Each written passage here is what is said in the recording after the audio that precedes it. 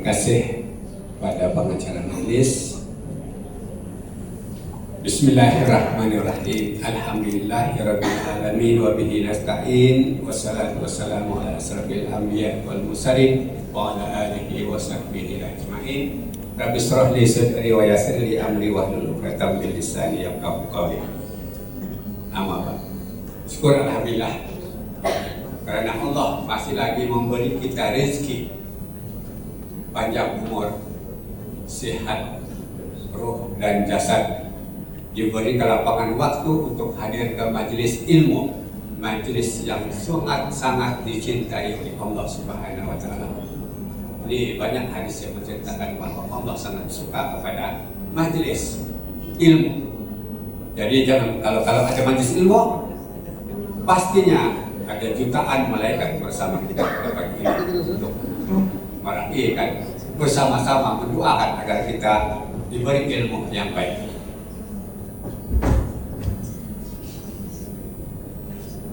Ceramah yang sebenarnya yang saya sampaikan itu ialah perancangan strategik pembangunan kecemerlangan anak.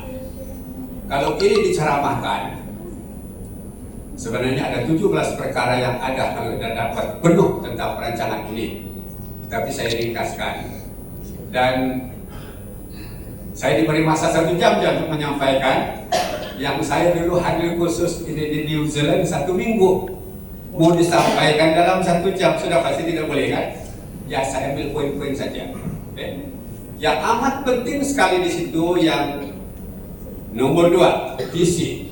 Apapun yang kita mau, kita nak cemerlangkan seseorang itu, yang utama sekali ialah visi. Visi, wawasan, ataupun matlamat apa yang kita mau buat. Perkataan lain ada orang kata objektif kita untuk buat apa. Jadi majelis pada hari ini ialah objektifnya ialah mampu menjadikan semua ibu bapa di SMP Agamatun Amansa dan guru-guru menjadi manusia yang cemerlang, agar kita dapat membantu anak-anak kita untuk menjadi cemerlang. Jadi tujuan kenapa seminar ini kita adakan pada hari ini. Jadi untuk orang yang cemerlang ini dia perlu ada cash. Setiap orang yang cemerlang mesti ada ini. Pertama itu ilmu, knowledge. Apapun kita mau buat mesti ada ilmu. Memasak pun perlu ilmu memasak. Mendidik anak perlu ada ilmu mendidik. Menjadi berumah tangga perlu ada ilmu berumah tangga. Menjadi pemimpin, ilmu pemimpin. Menjadi guru perlu ada pemimpin. Apapun ilmu yang pertama. Orang beriman tiada ilmu belum sempurna iman dia. Jadi kita kena perbanyakkan ilmu. Jadi hari ini kita nak tambah ilmu, perkongsian ilmu. Selepas itu sudah ada ilmu, kita perlu sikap yang baik. Ada orang ini banyak ilmu tapi sombong. Ada orang banyak ilmu tapi menunjuk-nunjuk. Ada orang banyak ilmu tapi riak. Ada orang banyak ilmu dan guna ilmu itu untuk orang lain. Disimpan-simpannya akhirnya ilmu itu memakan diri. Jadi kita perlu ada sikap yang baik, toleransi dan sebagainya. Kemudian yang ketiga, skills, kemahiran. Kemahiran mengajar, kemahiran bersabar, kemahiran untuk berkomunikasi, kemahiran untuk apapun. Banyak kemahiran. Pelajar mesti perlu ada kemahiran belajar, kemahiran membuat nota, kemahiran untuk menjawab pemeriksaan, kemahiran apa kemahiran. Jadi itu, dan yang akhir sekali ada habits yang baik ataupun tabiat yang baik, positive habits. Jadi habit yang baik antaranya adalah suka menambah ilmu pengetahuan, ingin tahu tentang sesuatu, suka berkomunikasi dengan baik, tidak menunjukkan kebolehannya, suka merendah diri seperti padi kalau makin bersih makin tunduk, kalau daging makin bersih makin menekan. Mananya tidak kita ikut rasmi padi, tabiat itu juga banyak lagi ciri-ciri tabiat. Jadi saya tidak panjangkan apa ciri-ciri tabiat yang baik. Mananya orang cemerlang perlu ada cash. Jadi kita boleh tanya diri kita, ada tak empat ini di dalam diri kita sendiri? Kalau ada, alhamdulillah. Jadi kalau Allah akan memberi kita satu rezeki yang baik. Jadi fokus kepada tujuan ceramah pada hari ini ialah untuk menjadikan anak-anak kita ini pelajar yang cemerlang. Jadi kita untuk mencemerlangkan anak-anak kita ada 3 segi kejayaan. Yang pertama, pelajar. Yang kedua, guru. Yang ketiga, ibu bapa. Pelajar, tugas utamanya belajar. Itulah yang kita harapkan, dia belajar. Tapi ada pelajar, dia pergi ke sekolah tidak belajar. Dia datang ke sekolah, main-main. Balik ke rumah, tiada apa-apa ilmu dipelajari. Sepatutnya orang yang cemerlang, pelajar cemerlang, balik ke rumah, pergi ke sekolah, dan balik ke rumah, pergi ke sekolah kosong, balik ke rumah dengan ada ilmu baru. Jadi ada pelajar yang cemerlang, dia belajar dengan SMART, S-M-A-R-T. S, specific. M, measurable. A, attainable. R, real. T, trackable. Itu maksudnya dia boleh kesan apa ilmu yang dipelajarinya. Dan saya haraplah selepas ini kita datang pagi-pagi tanpa ilmu yang baru, balik nanti ada ilmu baru kita peroleh. Jadi ilmu keibuan khususnya bagaimana kita membantu anak kita supaya anak kita itu menjadi pelajar yang cemerlang. Kemudian guru tugasnya mengajar dan membimbing. Guru mengajar. Kalau anak tidak mau belajar, guru tidak boleh buat apa. Jadi membimbing. Dia bimbing. Apa sukatannya? Karena kementerian sudah bagi sukatan. Kemudian guru mengajar berdasarkan sukatan, dibuatnya rancangan pengajaran sepanjang tahun sudah disusun. Rancangan pengajaran 1 bulan, rancangan pengajaran mingguan, rancangan pengajaran harian. Guru-guru sudah buat itu dan sudah beli. Sukatan dihabiskan dalam masa 1 tahun.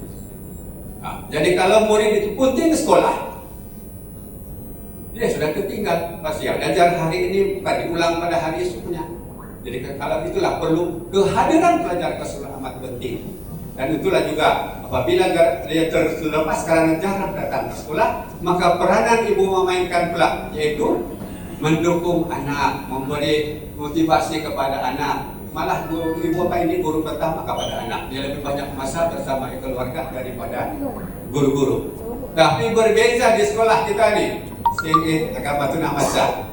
Pelajar-pelajar yang harian dia di rumah.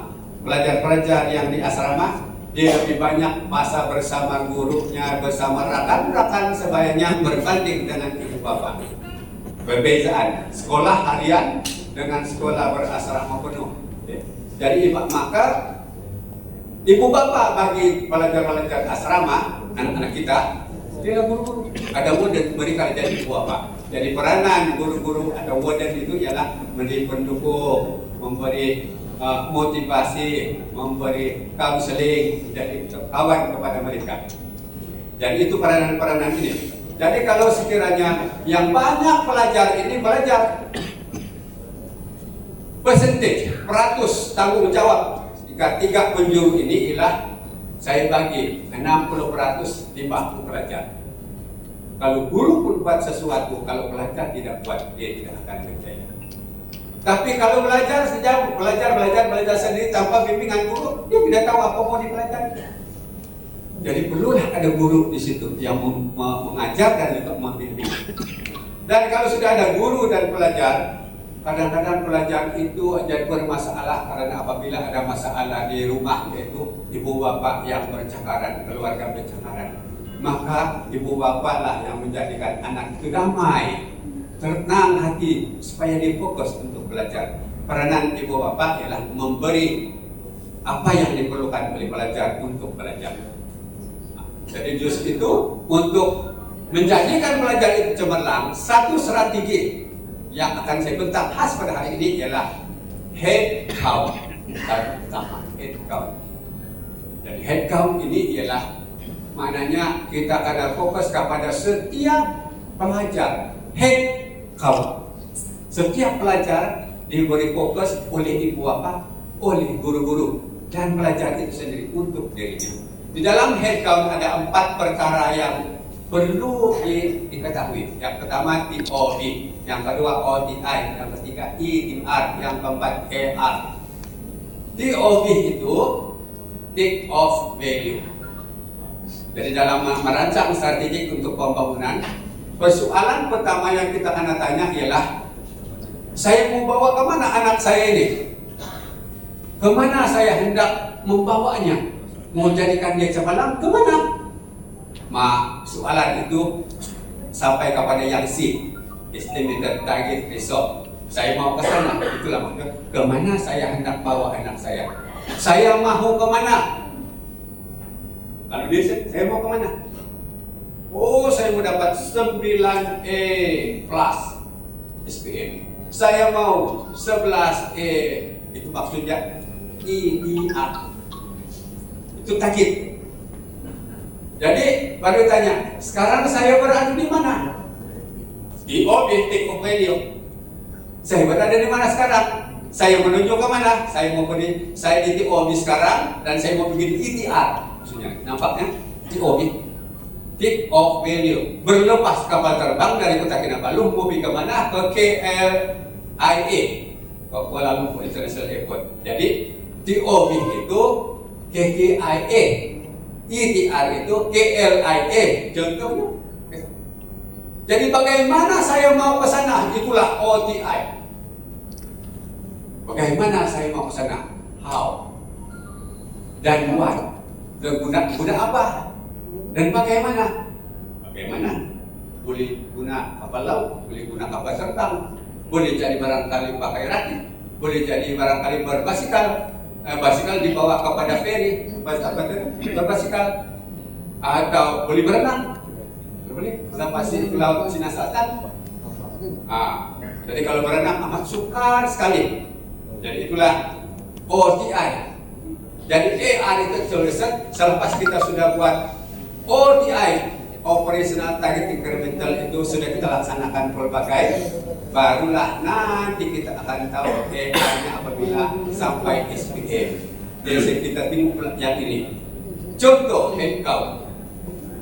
Inilah subjeknya, markah-markah sebagai TOB. Kalau saya fokus kepada SPM sebagai contoh SPM. Pada akhir tahun tingkatan 4, markah subjek bagi si Ali ialah bahasa Melayu 72, bahasa Inggris 68, sains 70, matematik 53, bahasa Arab 48, sejarah 55, pengajian Quran Sunnah 64, pendidikan PSI itu apa? Syariah Islamiyah, Syariah Islam 67, perniagaan 61. Sebagai contoh saja, ada pelajar yang ambil subjek lain, tidak semua ini contoh saja. Jadi dia punya ETR-nya, targetnya, tunggu sini sekali ETR-nya, yang saya mau kemana? Ke ETR. Kemana kita nak bawa anak kita? Ke ETR. Di mana saya berada sekarang? Di TOB. Nah, ambil bahasa Melayu. 72 take off. Saya mau ke mana? 92 markah. Jadi bagaimana saya hendak ke sana? Maka ada OTI 1, OTI 2, OTI 3, OTI 4. OTI adalah operational target dan incremental. Target kita pada OTI 1, OTI ini ada 2, O dan TI. Jadi kalau dalam selepas dan OTI 1 ini kalau sekolah ada pemeriksaannya. Pemeriksaan percobaan 1, pemeriksaan percobaan 2, pemeriksaan percobaan 3, pemeriksaan percobaan 4. Dan lepas itu baru pemeriksaan sebenar, yaitu SPM. Oke? Situ. Jadi selepas sekolah SPM barulah dapat keputusan sebenar. Dan di dalam SPM itu sebenarnya kita mau keputusannya macam itu ETR. Tapi kita tidak tahu sebenarnya apa AR-nya. Itu yang akan ditunggu-tunggu. Jadi dalam OTI ini, OTI 1 dia kita rancang naik 4 markah. OTI kedua 4 markah lagi naik menjadi 80. OTI ketiga naik lagi 4 markah jadi 84. OTI keempat naik lagi markah 88. Jadi akhirnya kita mengatakan ada aktiviti OTI pada selepas ini dan mudah-mudahan akan mendapat 92 markah. Begitu. Mas yang mau dirancang untuk kenaikan ini tidak semestinya 4, boleh jadi kita ambil yang nomor 5, nomor sejarah. Situ pun dia naik 4. Kita boleh ubah nomor ini, katakanlah matematik 53. OTI 1 saya mau jadikan dia 65 contoh. 65 markah. Jadi kalau 65 markah itu bermakna 12 markah mau ditingkatkan dalam OTI 1. OTI 2 naik lagi 10 markah, sudah jadi 75 markah. OTI 3 naik lagi 10, sudah menjadi 85 markah. Jadi nomor-nomor yang kenaikan targeted incremental ini boleh diubah-ubah. Tapi kalau kita target terus-terus naik 20 markah, macam berat. Terutama awal tahun, OTI 1 ini awal tahun, OTI 4 ini akhir tahun, kadang-kadang pemeriksaan contoh. Jadi inilah head count untuk pelajar. Dan apa kita mau buat dalam OTI ini? OTI. Sudah nampak ini? Boleh paham yang sini kan? Paham? Kalau ada yang tidak paham boleh angkat tangan. Saya boleh jangan terus kalau tidak paham. Apa maksud OTI 1, 2, 3 ini? Oke. Jadi selepas pelaksanaan OTI 1,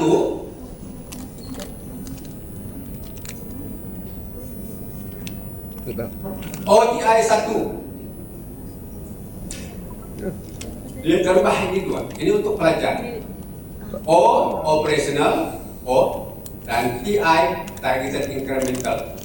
Jadi apa yang buat dalam operasional itu banyak. Contohnya murid disuruh buat nota ringkas mata pelajaran, disuruh membuat nota ringkas setiap topik. 2, buat perbincangan bersama kawan-kawan, belajar secara kelompok, grup study contoh, ataupun membuat latih tubih, buat latihan semua subjek yang diambilnya, atau mengikuti kelas tambahan, atau pergi minta kaunseling dengan guru-guru, boleh tambah-tambah apa yang dibuat di sini. Maka dalam perkara ini murid itu sendiri yang menyenaraikan apa yang dia nak buat berdasarkan permasalahannya. Jadi sebelum dia buat operasional ini, pertama yang perlu diketahuinya sebelum menyediakan perancangan tindakan ini ialah apa masalah saya? Apa masalah dia? Ini yang nomor 5, isu masalah. Dalam perancangan tinggi, tahu masalah pelajar itu. Saya tidak paham konsep mata pelajaran, saya tidak suka mata pelajaran ini. Guru pengajar saya tidak paham, saya tidak suka masuk kelas. Saya akan boleh murid-murid lain. Saya tidak suka sekolah ini. Saya berbagai masalah. Ada masalah saya tidak sehat, saya sakit. Bila guru mengajar saya selalu mengantuk. Masalah itu masalah juga. Jadi apabila ada masalah, barulah mau diselesaikan, disitulah yang ada perancangan operasional ini apa yang perlu dipertimbangkan, dicatatlah, disenaraikannya. Mungkin boleh jadi 10, boleh jadi 20 perkara yang mau dibuatnya untuk operasi. Jadi operasi 1, operasi 2, operasi. Nah, jadi ini. Jadi apabila ada operasi 1, OTI 1, OTI 2, OTI 3, OTI 4, kebanyakan sekolah buat OTI 3 saja. Saya mencadangkan kepada sekolah, buatlah 4 OTI. Saya sudah buat dulu, masa di Bandaraya, masa di Sandakan. Waktu saya disertakan, saya telah mengarahkan semua sekolah menengah, sekolah rendah, buat 4 OTI pada tahun 2006. Dan selepas dilaksanakan mereka itu 4 ODI, kali pertama bahagian Sandakan telah mengatasi bahagian pantai barat. Sandakan menjadi nomor 1 bahagian dari segi semua pemeriksaan UBSR, PMR, SPM, SDM. Kalah pantai barat. Sebabnya pantai barat selatan ini, pantai selatan ini ialah Kota Kinabalu, Penampang, Papar, Kau Perluri, Tuaran. Itulah pantai barat selatan yang dulu saya jadi perlu Pakar bagian. Selalunya masa di sana besar tuh pantai barat selatan. Dan saya kira tukar di Sandakan, saya aplikasikan head count ini, maka pantai barat dipintas. Kemudian apabila saya sampai kepada SMK Bandaraya, balik ke Sandakan, saya ke SMK Bandaraya, saya guna lagi nih head count, perkenalkan. Mereka belum pernah kenal head count. Jadi saya memperkenalkan head count ini dan dilaksanakan pada 2007. Dan pada tahun itulah prestasi sekolah itu peningkatan yang amat menggalakkan, yang paling tinggi pencapaian sejak dari dulu. Itulah kata mereka. Ya, guru-guru sana peningkatan yang mendadak pada 2007. 2008 saya bersara di SMK Bandaraya, saya bersara di SMK Bandaraya 2008. Jadi sudah 2008 saya bersara sampai sekarang mau masuk 16 tahun sudah saya bersara ini. Jadi guru bersara sudah bersara, tapi orang masih memanggil saya sekolah-sekolah bagi konsultan itu ini. Sebenarnya sukarela saya begini, kadang-kadang saya bagi ilaun. Ada yang bagi 1 hari 500, ada yang bagi 1.000. Saya pernah dibayar 5.000 1 hari. Dari pagi sampai malam. Itu bahagian Sandakan. Masa itu saya masih lagi di Pantai Barat Selatan, mereka panggil saya ke Sandakan untuk berbicara. Jadi ini the circle of success, tengok nombor 1, 2, 3, 4, 5. Pertama, kita kenal pasti masalah kan masalah. Apa masalah sekolah? Kalau the circle of success untuk sekolah itu pengetua punya peranan. Dia membuat kajian jurang.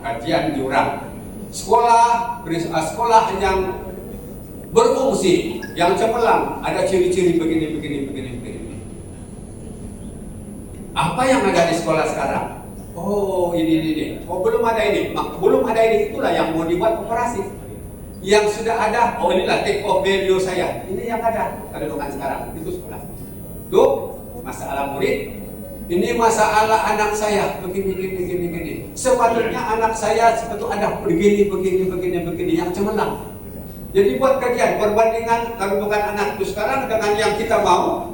Maka anak saya belum menguasai ini, belum menguasai ini, dia belum menguasai ini. Oh anak saya ini selalu suka tidur, tidak cukup makan barangkali, vitamin kurang. Oh anak saya suka tengok TV. Oh anak saya suka main game saja, tidak belajar.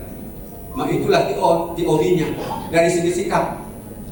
Maka itulah kita tangani. Ibu bapak menangani, guru-guru menangani. Maka nomor 2, maka cibu atau ibu bapak atau pelajar itu sendiri senaraikan dulu apakah tindakan untuk mengatasi masalah yang nomor 1. Senaraikan 1, 2, 3, 4 contoh. Senaraikan itu senarai untuk pelajar yang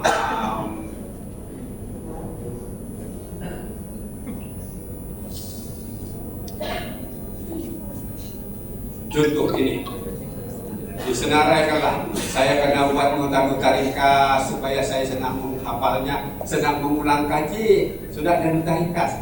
Saya kena buat perbincangan kelompok. Oh si Ali itu pandai matematik, si Abu pandai sains, si Maryam pandai sejarah, si John pandai subjek itu. Jadi saya ini pula kebahiran saya apa? Maka panggil 5 orang. Semua pakar dalam satu subjek, maka berbincang. Yang pandai bahasa Melayu jadi tutor bagi yang kawan-kawan yang kurang mahir bahasa Melayu. Yang pakar dalam matematik itu diajar rakan-rakannya yang dan untuk subjek yang dia tahu kita saling membantu kerjasama. Itu dinamakan study group, perbincangan dalam kelompok. Di universiti memang begitu. Saya dulu pun di universiti macam itu. Ada kelompok belajar. Saya tidak paham macam mana ini, dia pun orang. Akhirnya kalau 5 tidak paham, balik dicari kesusahan. kami tidak pahami apa ini sih wawancara pun.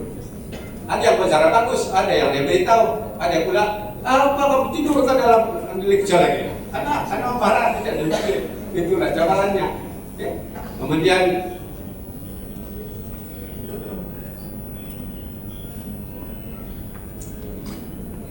selepas sudah disenaraikan tindakan-tindakan yang akan dibuat, pilih salah satu. Kalau dibuat tindakan yang kamu sudah senaraikan, buat satu dulu. Maka fase ketiga, buat persiapan kelengkapan untuk pelaksanaan. Kemudian sudah lengkap semua persiapan untuk pelaksanaan, tindakan untuk menyelesaikan masalah itu, baru laksanakan. Sudah dilaksanakan, nilai percaya tak masalah itu diselesaikan. Kalaulah isunya anak saya ini tidak mahir dalam matematik, maka perlu hantar tuition guru pakar matematik. Contohlah, selepas dia menghadiri tuition, kemudian ada ujian, meningkatkah markahnya atau tidak? Jadi kalau meningkat, alhamdulillah. Kalau tidak meningkat sedikit-sedikit saja. Masih lagi dia belum berapa, maka kamu akan dapat mengetahui isu baru, topik-topik tertentu yang pelajar itu tidak paham. Nah, maka itulah dikenal pasti, baliklah ke satu itu, mengenal pasti masalah baru, diketahui masalah baru, tentukan lagi tindakan untuk menyelesaikan masalah baru. Itulah jadi circle nomor 2, ulang lagi balik, begitu sampai ketiga, sampai ke kalau 3 pusingan, 4 pusingan, kalau 4 OTI, 4 lah pusingan the circle of success. 4. Setiap masalah ada satu putaran untuk penyelesaian masalah itu. Nah, ini yang dinamakan the circle of success. Jadi circle of success dipahami? Putaran kejayaan. Ini bukan untuk belajar saja, dalam kehidupan kita seharian pun boleh aplikasi ini, dalam perniagaan pun boleh aplikasi ini, dalam pengurusan rumah tangga pun boleh aplikasi ini. Mengenal pasti masalah hubungan suami istri. Apa saya mau buat? Saya kena pergi jumpa kaunseling di Chinese. Selepas sudah itu, melapor di sana, kaunselor di sana dipanggil istri. Dia panggil suami, kadang-kadang bersama-sama, kadang-kadang asing-asing. Selepas itu nasihat dari sana, dilaksanakanlah di rumah. Adakah masalah selesai atau tidak? Contoh, satu juga. Kalau dapat perniagaan, saya dapat perniagaan begini, masalah siapa? Tiada modal. Tiada modal, 1. 2, tiada premis. 3, tidak ilmu perniagaan. Tapi mau, maka saudara yang kedua, saya kena pergi belajar perniagaan, saya kena buat pinjaman dari bank, saya kena menyewa tempat atau buat bangunan sendiri. Itu tindakannya. Maka buatlah persiapan untuk itu, maka laksanakan, dan selepas laksanakan, ada tak perjalanan perniagaan itu berjaya atau tidak? Dapat diketahui, bernilai the circle of success. Ada juga the circle of life. Mula-mula Allah simpan roh kita di alam roh, baru dimasukkan ke dalam alam ar-rahim, baru masuk ke alam dunia, baru kita akan masuk ke alam barzakh, baru kita akan dikumpulkan di pasar dihisab dan akan masuk surga atau neraka. Ada masuk neraka dulu, akhirnya masuk neraka bagi orang yang masih mengaku la ilaha illallah, yang masih mengaku itu. Kalau like juga. Oke, jadi balik kepada OTI 1 itu, ini untuk belajar. Ini untuk cigu. OTI, operasi untuk cigu. Sebab cigu tadi membimbing anak di dalam kelas, di sekolah, di asrama. Membimbing, membuat notarikas. Ada murid disuruh buat notari, dia tidak pandai. Jadi karena ada guru bimbing, begini itu. Saya menyarankan, kami pernah buat notarikas bagi 1 buku teks, dibuat oleh guru bersama murid. Setiap tajuk, kamu guru ini buat ini, guru ini buat ini, guru ini alih. 20 tajuk di dalam buku itu, 20 guru pelajar dibuat-buat, akhirnya dikumpulkan menjadi satu buku notarikas saja. Dan semua pelajar beli itu, dicetak penuh. Setiap tahun pelajar tingkatan 5, tingkatan 4, masuk tahun depan tingkatan 5, dia beli saja notarikas. Dia sudah tahu tuh, dia belajar baik, dia sudah ada sedia berturut-turut lah. Ini saya sudah tiba di mana?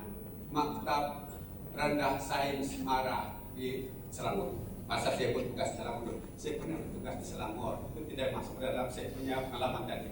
Saya pernah bertugas di Sekolah Menengah Bandar Bangarumbangi, Sekolah Menengah Tinggi Kajang, Sekolah Menengah Seri Serdang, Sekolah Menengah Seri Kembangan Selangor. Jadi masa di sana saya pernah melawat sekolah itu.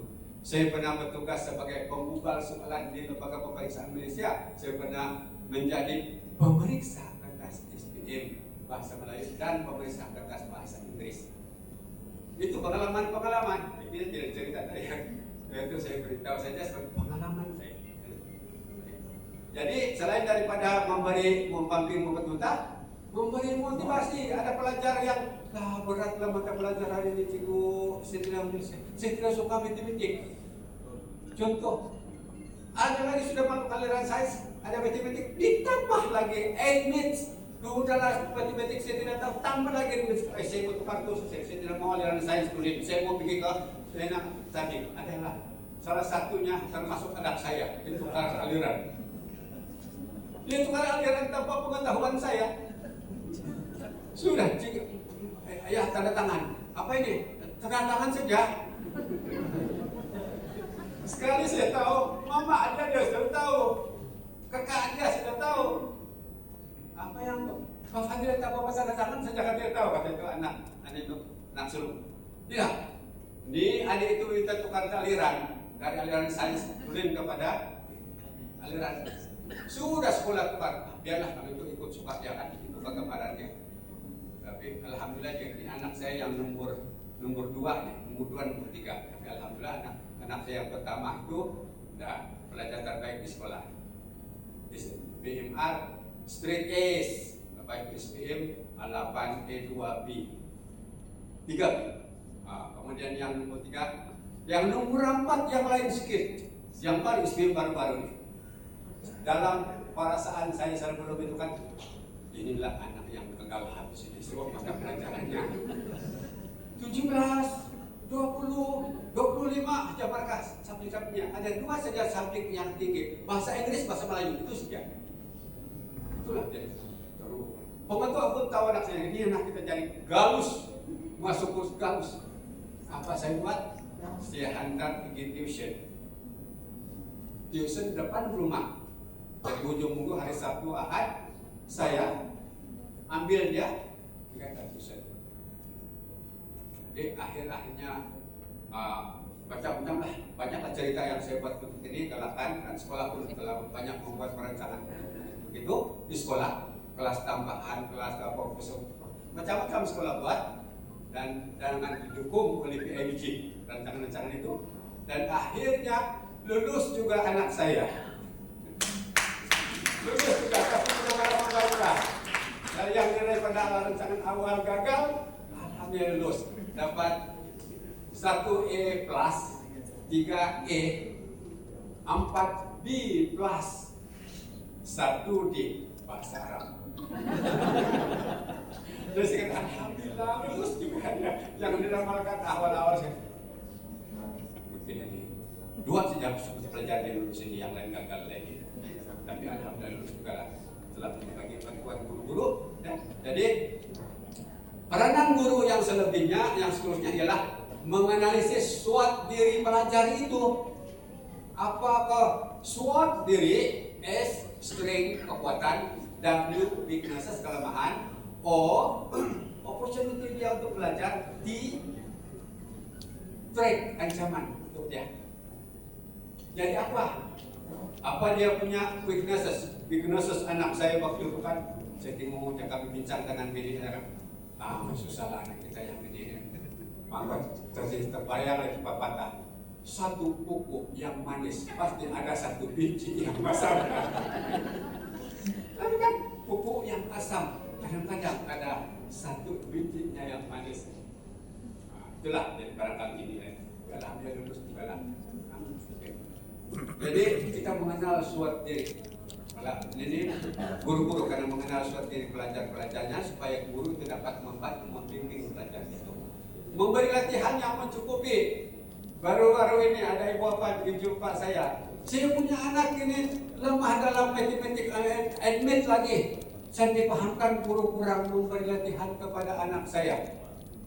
Saya mau jumpa ini cikgu. Tapi kata nanti kami akan bersurat dalam titik PPC. Sudah dimusyawarahkan, apa-apa. Dan kita serahkan kepada pematua. Orang silakan adakan perbincangan bagaimana. Mesti guru-guru memberi latihan yang mencukupi pimpin anak-anak kita. Oke? Kemudian mengadakan kelas tambahan. Guru-guru beri kelas tambahan. Dia tahu anaknya lemah-lemah, adalah kelas tambahan untuk menghabiskan sukatan pun boleh. Biar sukatan itu habis pada pertengahan tahun, bukan minggu depan pemeriksaan SPM baru mau menghabiskan sukatan. Mesti ada setengah sekolah tingkatan 4 semester yang ujung itu sudah mengajar sampai tingkatan 5. Dia sudah nak habiskan. Pertengahan tahun tingkatan 5 sudah habis sukatan, yang seterusnya tinggal mengulang kaji. Sebab itulah ada pelajar di Semenanjung dulu dapat 17 Sabah pun dari Polsek dapat berapa 17 Tapi mengenal pasti kelemahan pelajar dan membuat pemulihan itu antara tugas guru. Banyak lagi tugasnya. Banyak tugas ini. Ada guru-guru sekarang malu. Kurang sudah tugas guru untuk mengajar dalam kelas. Banyak aktiviti luar. Siapa yang sudah buat aktiviti luar? Banyak. Kementerian, jabatan. Nanti kalau jangan jabatan marah nih. Saya dulu di jabatan jadi karena komplain. Jadi ya. Saya memang banyak. Jabatan suruh sekolah buat begini, sekolah lancar. Tidak lebih suruh lagi buat begini, sekolah lancar. Lama-lama sekolah komplain dalam surat. Macam mana kami mau buat ini Tuhan? Begini sini, begini. Bila lah masa kami buat fokus pekerja mengajar murid. Patutnya guru itu mengajar murid saja. Kadang sekarang guru jadi setiausaha, guru jadi itu macam-macam. Jadi karadi, jadi macam-macam. Oke, itu operasi untuk guru.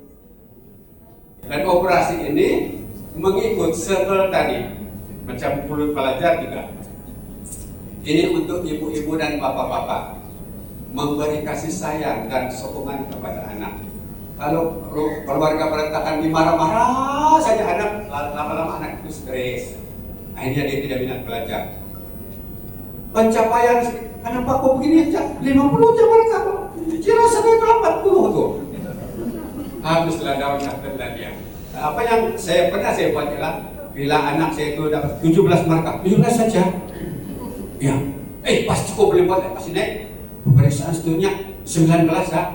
19 sekali dibuat 19 saja Pak. Iyalah, biar naik. Betul-betul dia buat sebetulnya 25. Ini anak saya yang selalu ingat Apina 17 fisik. Ya, kan saya fisik. Seterusnya 25. Pemeriksaan seterusnya akhir tahun tingkatan 4 35 markah saja. Bertanya naik. Nanti tingkatan 5 akan naik nih. Alhamdulillah. Catat tulisan fisik. Admit. Alhamdulillah. Dia dapat juga itu fisik. Dia dapat admit. Dia dapat itu 8 dia dapat yang 19 berikan dia dapat. Tapi bila ada peningkatan, saya katakan, you can do it, Malaysia boleh, anak bapak boleh. Beri sokongan. Dan samping itu menyediakan peralatan yang diperlukanlah sebuah apa, menyediakan buku apa semua anak mau minta, bagilah kalau mampu. Kalau tidak mampu, usahakan macam mana untuk dapat membantu anak. Kalau tidak mampu, kita berusaha tapi obat dulu yang sedaya kalau jadi ini boleh tak pinjam dengan kawan-kawan kita jumpa kaunselor sekolah macam mana itu ada kaunselor.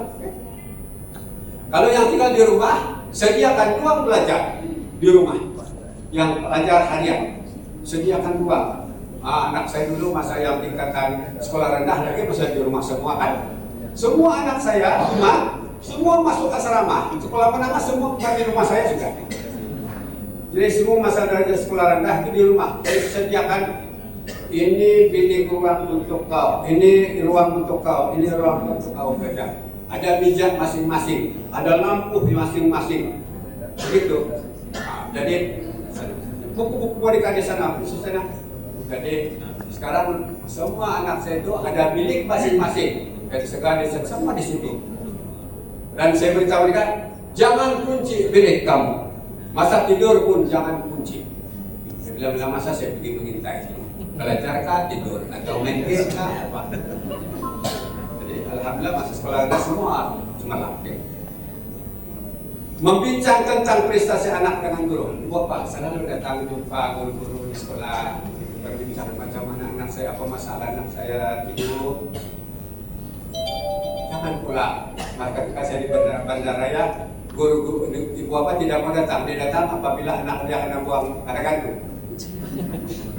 Datang sekolah marah-marah, kenapa anak saya begitu-begitu. Anak saya tidak bersalah karena fitnah ini begitu-begitu. Masa saya di Kelungkung pun sama juga.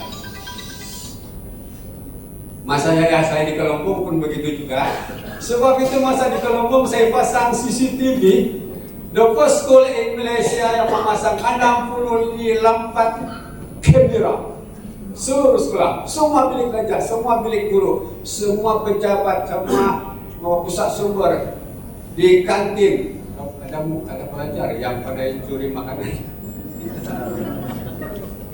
Jadi bila direkam perbuatan anak itu kan pasti pecah meja, direkam bekado, direkam boleh di rewind nanti mau dia denda itu boleh karena kantong satu itu datang bapak.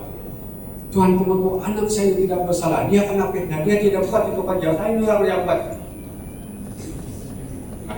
Pas bilik pengetua tayang balik itu CCTV. Ini siapa ini bilang apa? Ini anak tuan kan? Ya. Kok bohong sama saya, bilang anak saya yang marah, anak saya di depan saya. Dia pukul, jangan pukul. Jadi, itu bukti lah. Jadi kita tidak boleh marah-marah, tidak boleh marah-marah yang begitu. Ke sekolah pun jangan marah-marah ke sekolah. Kalau datang dengan hati yang lembut, supaya guru-guru pun tidak stres. Kalau ibu bapak datang marah-marah pergi ke sekolah, guru pun sudah tidak suka. Tadi anak itu aku tidak mau ajar deh. Biar bapak dia. Ada tuh begitu. Ada dalam hati.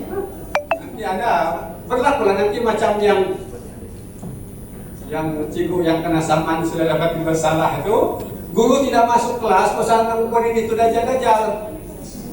Bila pengeluar pemeriksaan disiplin, murid itu gagal. Pasal guru tidak masuk, dia pun saman di mahkamah. Lama dulu, guru tidak masuk kelas, maka dalam kawan itu pun kena saman. Maka menang itu pelajar. Menang pelajar terkes murid saman guru. Itu contohlah kalau itu guru sudah marah itu murid. Tapi orang tua pun dapati bersalah karena tiada tindakan yang guru tidak masuk ke tempat, tapi tiada laporan awal. Jadi kalau ada guru tidak masuk, anak kamu kata guru tidak masuk kelas saya itulah begitu-begitu, beritahu PIBJ. Beritahu PIBJ. Jadi mari kita bincang-bincang gitu. Jangan terus-terus marah di sekolah. Dan ibu bapak pun juga boleh menghantar anaknya ke tujuan kelas tambahan ke apa-apa. Kalau yang ibu bapak yang boleh mendidik anak macam kerjanya cikgu, dia ada ilmu, dia boleh bimbing anak di rumah. Masa sekolah rendah anak-anak kami, istri saya cikgu, saya ajar dulu. Jadi kalau tidak maka ada tuition. Dan tugas ibu bapak yang seterusnya adalah mengenal pasti suat diri anak.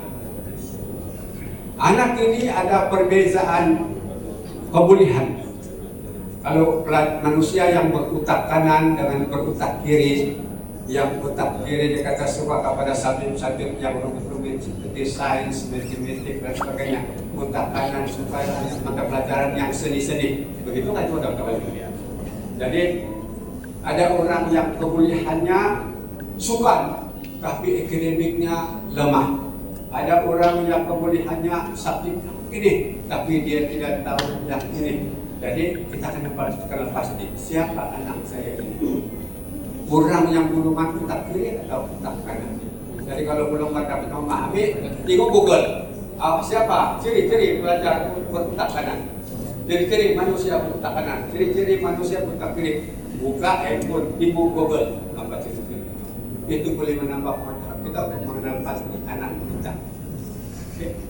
Jadi dulu saya ada bagi satu cara khas mengenal alat-alat mengenal personality manusia, secara masa dulu kepada guru-guru supaya guru-guru dapat mengetahui siapa murid dia, siapa murid supaya dia dapat mengenali dan jangan lupa ini tugas Bapak ini boleh ditambah lagi. Ini saja contoh. Antaranya berilah tambahan makanan kepada anak-anak kita, makanan vitamin K, apa-apa yang menyuburkan mintanya, yang menyehatkan agar dia sehat, badan sehat, minda cerdas, baru boleh belajar. Jadi itu akhir kali ciri-ciri manusia atau individu yang berjaya. Yang pertama mesti ada GOL, impian. Jadi biar kita semua ibu ada impian, mau anaknya berjaya, keluarga berjaya. Orang yang tiada impian, ibarat kita mengemudi kapal di laut, mengemudi saja pusing sana di laut sampai habis minyak, terhenti di tengah laut. Kenapa? Tiada pantai yang pelabuhan yang mau dituju, sebab dia tiada impian. No. Jadi mesti ada impian, ada matlamatnya. Kemudian kalau tidak ada matlamat, kalau tidak ada peluang untuk kita melaksanakan impian kita itu tidak tercapai. Sekarang kita ada peluang, anak kita berada di sistem beragama Amansa, sekolah, salah satunya sekolah yang cemerlang. Ada di sana, maka bimbinglah anak kita betul-betul. Itu peluang. Ada guru-guru yang cemerlang di sekolah, pengurusan bagus. Ada PIBG yang masih lagi bekerja sama dengan sekolah. So itulah saya minta kepada semua ibu bapak, bantulah PIBG. Kita memerlukan banyak dana untuk pelaksanaan berbagai program sekolah. Jadi itu peluang.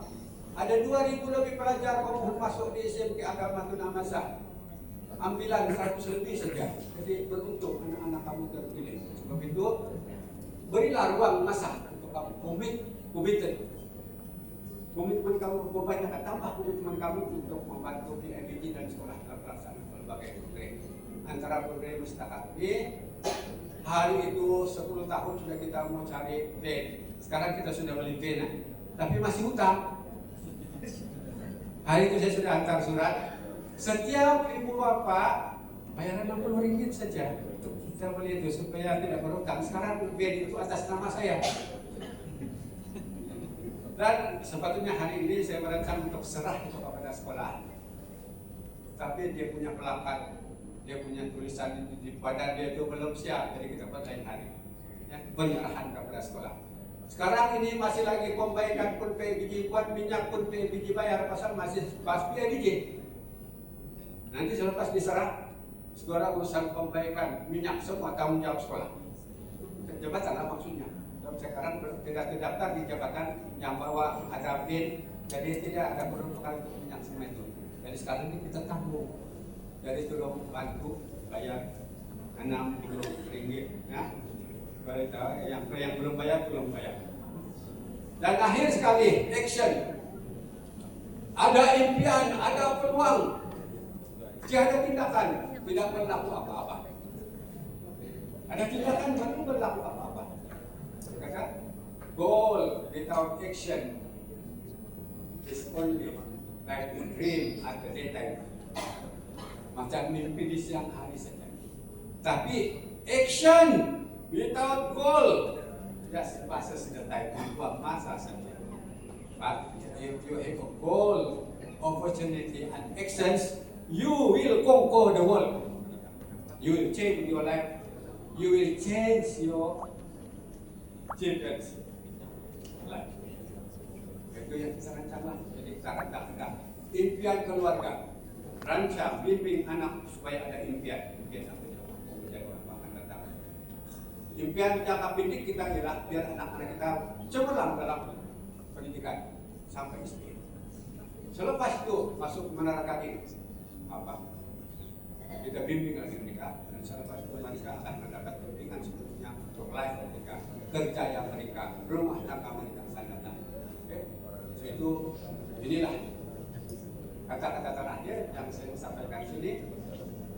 Ciri-ciri individu yang percaya adalah ada GOM. Jadi asal pun berapa sekarang? Nah, ada 15 menit lagi. Kalau ada apa-apa mau tanya tentang apa ini pemakanan, ini pengalaman. Ada satu kawan saya di belajar di Amerika. Dia belajar di Amerika. Dan dia melihat perempuan-perempuan, ibu-ibu yang sedang mengandung. Dia suka baca buku, dia suka solving problem matematik, ada suka yang buat perniagaan, begitu-begitu. Sedangkan dia tidak lagi sekolah. Dia pergi cari itu profesor terus, macam mana mau solve matematik begini. Kemudian dia pergi cari makanan begitu. Maka waktu itu tanya, kawan saya yang tanya, kenapa awak buat begini? Kan awak sudah habis belajar. Bukan saya belajar, yang belajar ini anak kandungan saya yang di dalam. Jadi saya mau anak saya pakar matematik, jadi saya belajar matematik. Saya mau anak saya jadi peniaga, maka saya belajar berniaga, saya buat perniagaan untuk mendidik anak saya di dalam kandungan. Maka maksudnya sama dengan hadis Nabi, menuntut ilmu itu wajib ke atas laki dan perempuan. Dan ibu bapak wajib mengajar tenangnya. Dan menuntut itu bermula dari kandungan ibu sampai ke liang lahan.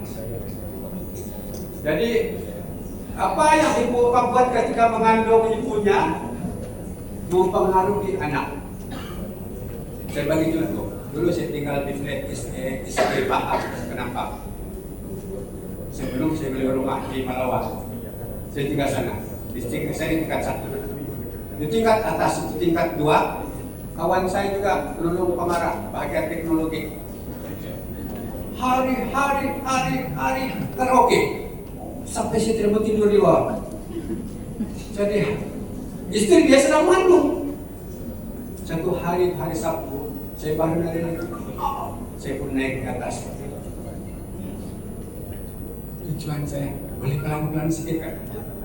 Tuhan masuk, mari kita sama-sama karaoke. Ini saya punya ipar baru datang dari Sempurna. Ipar tadi istri dia, ketemu cantik itu iparnya. Tuhan masuk lagi, dia pun ajak saya. Apalagi saya belum masuk berkaraoke lah. Bukan lagi memberitahu dan berkaraoke, saya betul karaoke di sana. Tidak pandai pun, wah berat pakai. Kenapa? Pasal terpikat terus dengan senyuman adik iparnya. Lalu waktu itu sebenarnya memang saya masih bujang waktu itu. Jadi lepas itu kisahnya lahirlah anak kawan saya itu. Menangis. Dulu macam Ahmad Albab menangis. Kenapa dia kata? Dia pun ambil mikrofon. Berhenti menangis. Dia menanya lagi, berhenti. Akhirnya dipasang itu karaoke, makanya nyak. Kenapa dia nyak itu? Pasal masa dalam kandungan dia sudah nyak tidur dengan karaoke.